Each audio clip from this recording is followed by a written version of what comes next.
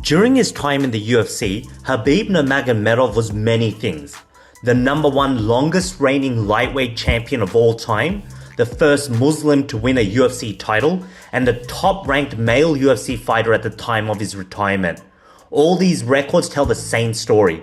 Nurmagomedov was one of the greatest MMA fighters ever to enter the Octagon. Outside of his clean-cut records, the Russian was also a menace. His beef with Conor McGregor, who we've covered in the previous video, was as unpredictable and infamous as they come. From sending the Irishman to the cleaners and riling up his fans in celebration to getting his convoy ambushed by McGregor, Nurmagomedov was every bit as notorious as his rival, with enough controversies to boot.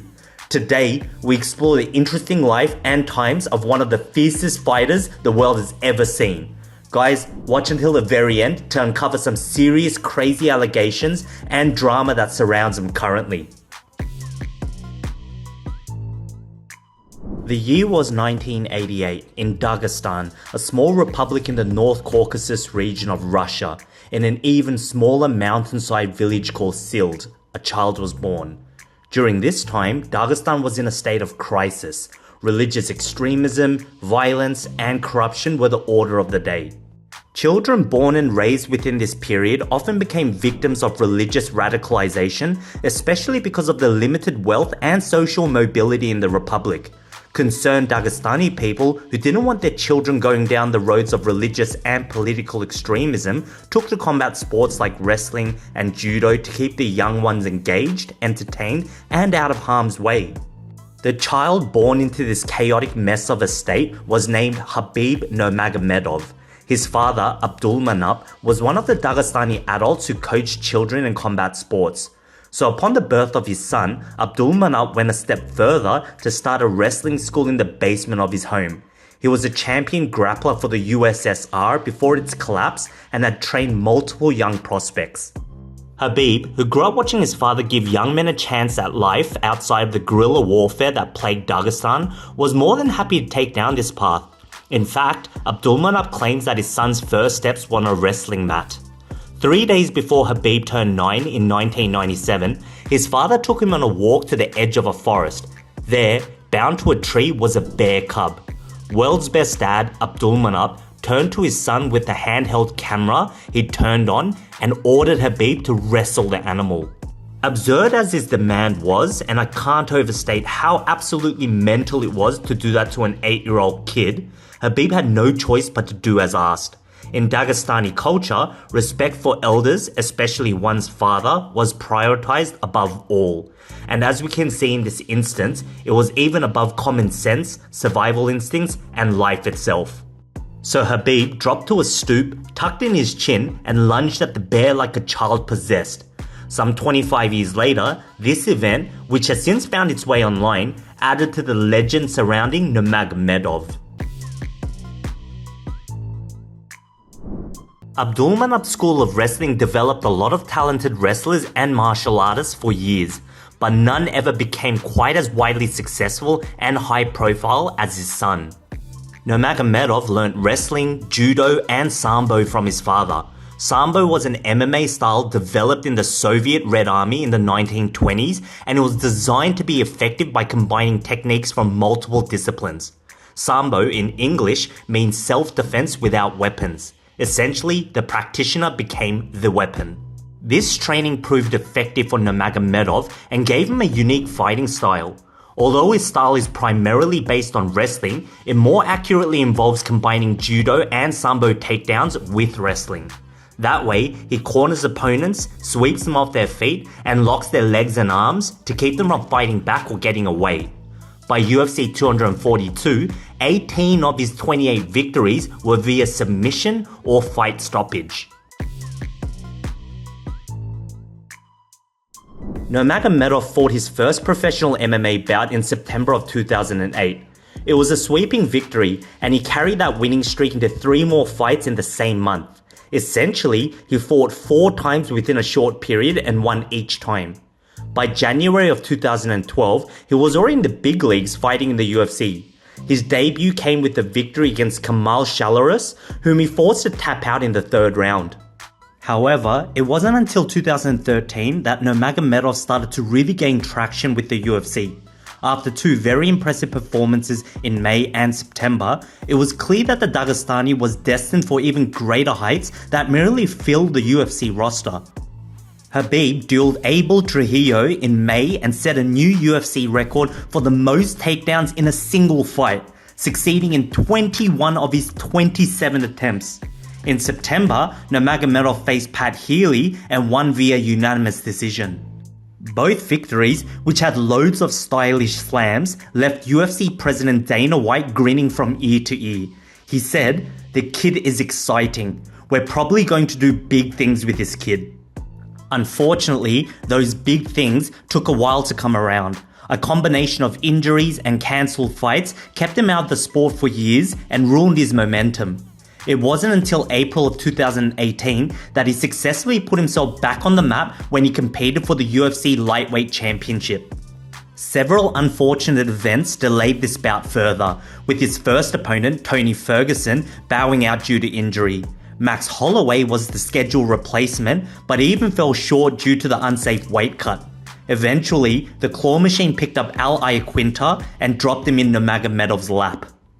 This was unfortunate for Iaquinta, who was turned into a piñata by the dominant Dagestani. Nurmagomedov may have won this bout on his way to the title, but it was who was destined to face next that was a hauntingly exciting prospect. This was the one and only, though notorious, Conor McGregor.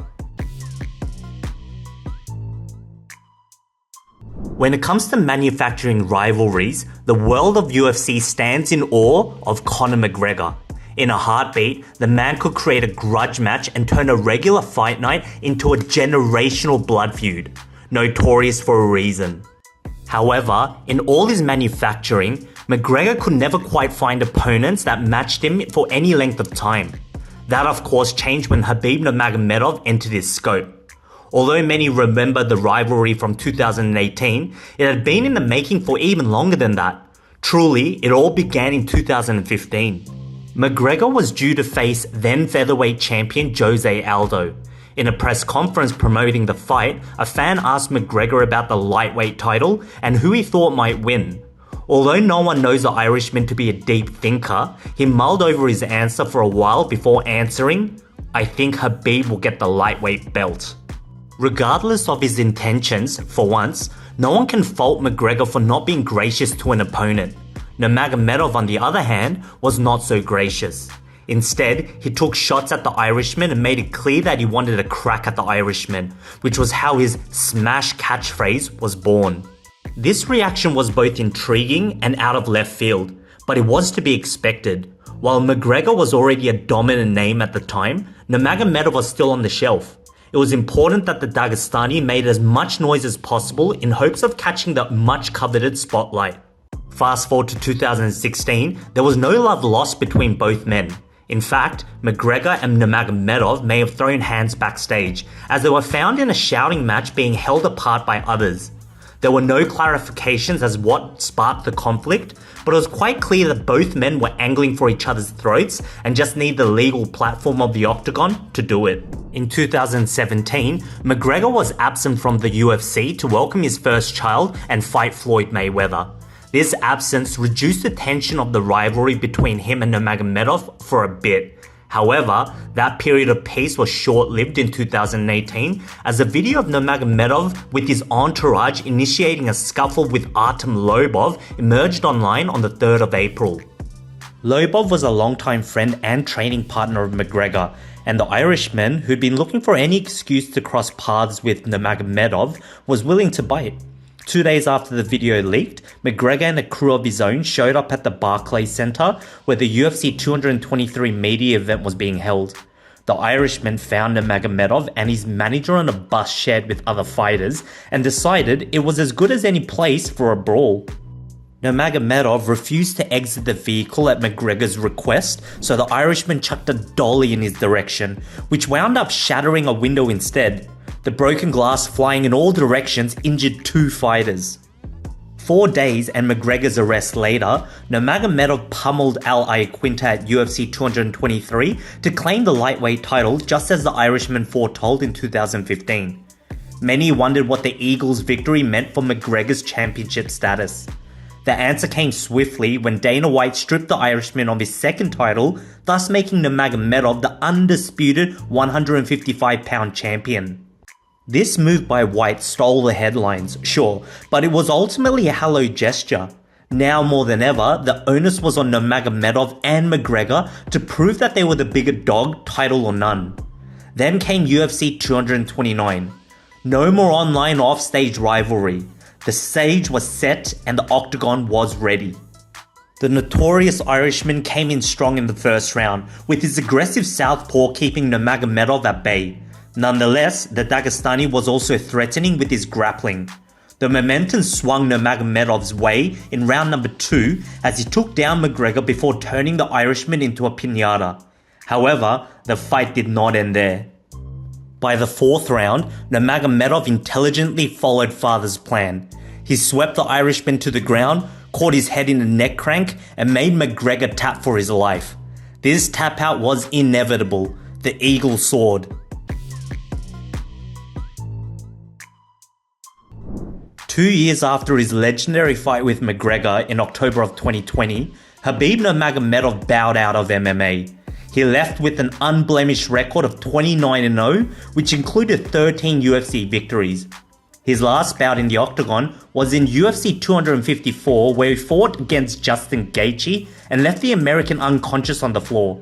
Since then, Nurmagomedov has been inducted into the Hall of Fame and has tried different businesses. His most successful venture, or so it seemed at the time, was becoming a mentor and coach in Dagestan, much like his father. He even began his own MMA promotion named Eagle FC, formerly known as Gorilla FC. At the start, Eagle FC looked like the prime destination for big-name fighters who flunked out of the UFC. Nurmagomedov managed to lure top talents like Junior Dos Santos, Kevin Lee, and several other popular fighters to his side. However, after debuting for Eagle FC, these top talents and others on the rosters became disillusioned with life due to little to no fight offers. Soon, many stars ditched Nurmagomedov for better options. The last event hosted by Eagle FC came in November of 2023 and was the last of just 3 fight cards showcased by promotion that year.